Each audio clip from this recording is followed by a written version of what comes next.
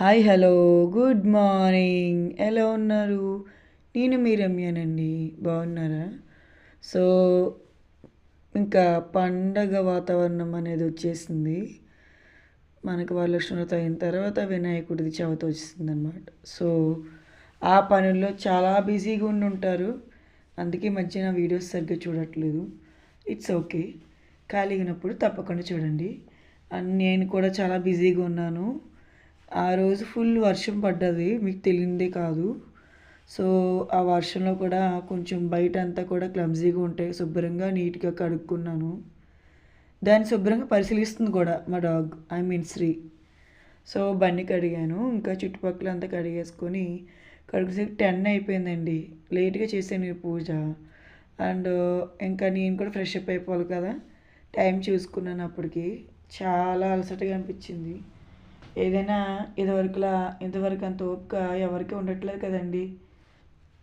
మనం ఎప్పుడైతే వ్యాక్సిన్ వేయించుకున్నామో అప్పటి నుంచి పెద్దవాళ్ళ నుంచి చిన్నవాళ్ళ వరకు చాలా వీక్ అయిపోయారు.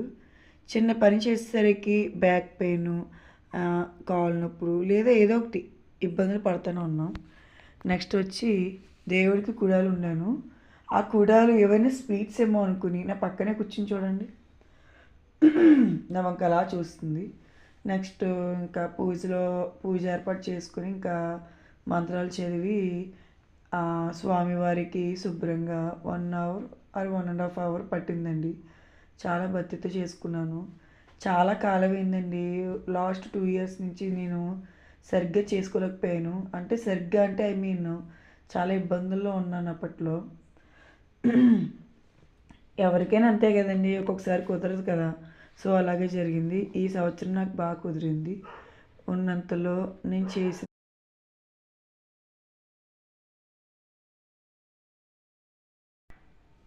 ఉన్నంతలో పెట్టుకున్నానండి. ఏదైనా స్వామివారి అనుగ్రహం లేని మనం ఏం చేయలేము కదా. సో ఆ డివిషనల్ ఐ మీన్ ఆ రోజున్న ఆనందం ఉత్తప్పుడు మనకి చేసిన రాదనమాట. సో అలా అనమాట. నాకు ఎందుకో తెలియదు కానీ చిన్నప్పటి నుంచి వినాయకుడు అంటే చాలా ఇష్టం.